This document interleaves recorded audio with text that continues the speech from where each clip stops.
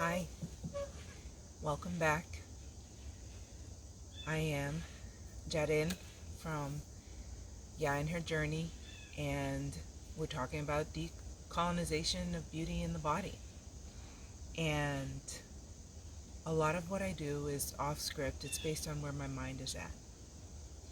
And today, I want to continue sharing my thoughts that help me on this journey and that reinforces the information that Sabrina Strings brings to the book, Fearing the Black Body, The Racial Origins of Fat Phobia.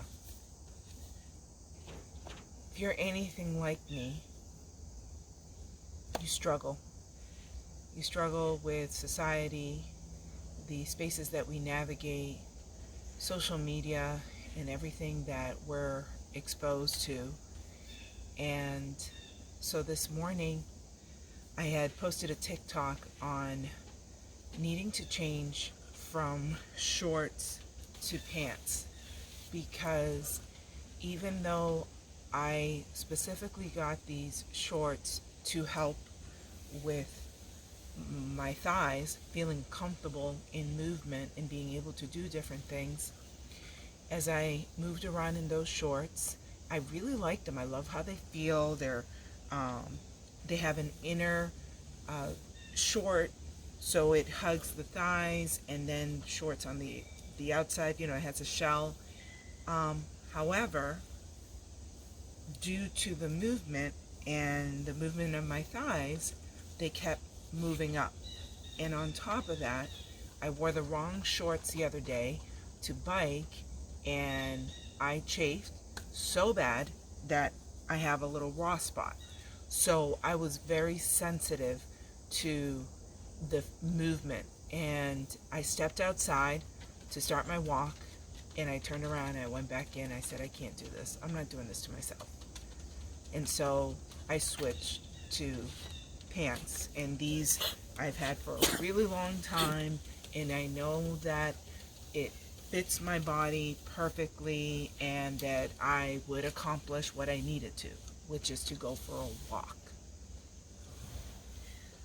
So as I looked at myself in the mirror, I also said, how do we continue to disrupt decolonization? How do we continue to decolonize, break things down? It's not easy, but I figured that I would start with some vulnerability. So this is me being vulnerable, telling you my story, but showing you my body. Now, there are many people who I receive compliments. Oh my gosh, your body is so beautiful, and so on and so forth. Guess what? I struggle. I struggle to love my body. I'm trying, but it hasn't been easy. It hasn't been easy because my story starts with being a little girl who is first generation, the firstborn in the United States. My primary language was Spanish. I did not know English until I went to school. And I'm going to get a little bit closer so you guys can see me. There we go. I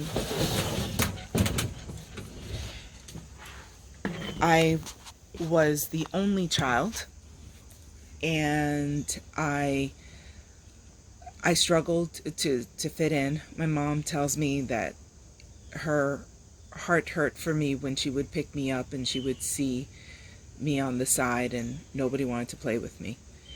And for many years I was the only person of color in many of my community activities. And fast forward, because I can always tell you all of these different stories, but fast forward to being older and starting to be more aware of my body and those around me, and I realized that I stood out a little bit. At 12 years old, I looked like I was 16, and I was quiet, I was shy, very serious, and a lot of people had no idea who I was. My parents were rather protective, but when I did go out there, I didn't really share much. And one time in high school, my parents finally let me go to a party. That was a big deal. And there was some beef between my cousin who was there and some other girl. And I stepped in because there was no way that anybody was going to mess with my cousin. And apparently, the stories came after that the girl with the big butt. And I don't even remember anything else that was said. All I know is that I felt such immense embarrassment that is how I was identified. And sometimes I would feel like, I'm an athlete. I have played sports most of my life. I love being in the gym. I used to lift weights when I was younger, and I go through it throughout the years. And yet, people will make a comment about my body, and it just destroys the confidence that I had been working towards based on my image. And my image in regards to what is fit, what is a beautiful body, admittedly are those especially in social media. And I also come from Lawrence, Massachusetts, which back then I was very much a minority, but now is the second largest Dominican community in the United States. And let me tell you, these women do everything to look banging. And it is hard because as much as I struggle, I'm also a very simple person. I look for things that are as easy to manage as possible. My hair, this is leave-in conditioner and some curling gel. I don't take the time to do all the other things. I don't want to. That's not where I like to spend my time.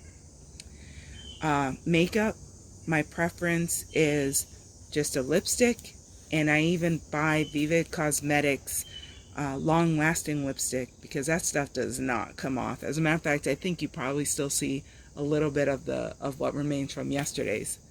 But it's so that I don't have to think about reapplying. If it's a special occasion, I will add eyeliner and mascara. But unless it's a super, super special occasion, such as my cousin's wedding last year, I don't invest in foundation or anything. I just don't. I also want to, despite my insecurities, don't want to give in to spending money on things that's not really me. It's not my authentic self. Not to mention that I want people to see me for who I am. This is me. This is what I look like. No filter. And that's important. That's important because we need to normalize beauty. We need to normalize our bodies. Hence why I am showing up to you in this fashion. Every day is a struggle. But the more we put it into practice, the more I believe that it will be normal. What you see of me is a reflection of my history, of my story and my ancestors, of the colonizers that are part of my DNA arriving to the land of Hispaniola and the indigenous people and the enslaved people. This is my color, my shape, my hair, my lips, my skin tone, my complexion. This is who I am. And I'm going to keep working on honoring who I am. And we're going to continue to decolonize our beauty and our body, because then at the end of the day, that's not what counts. What counts is our most authentic self. So, please, in the comments, give me a little response. Talk to me. What else do you want to talk about? Do you have a similar story? Are you willing to share? And what has been your journey to disrupt what we have been taught? Thank you, and don't forget to subscribe. And of course, at least like this video. Until next time.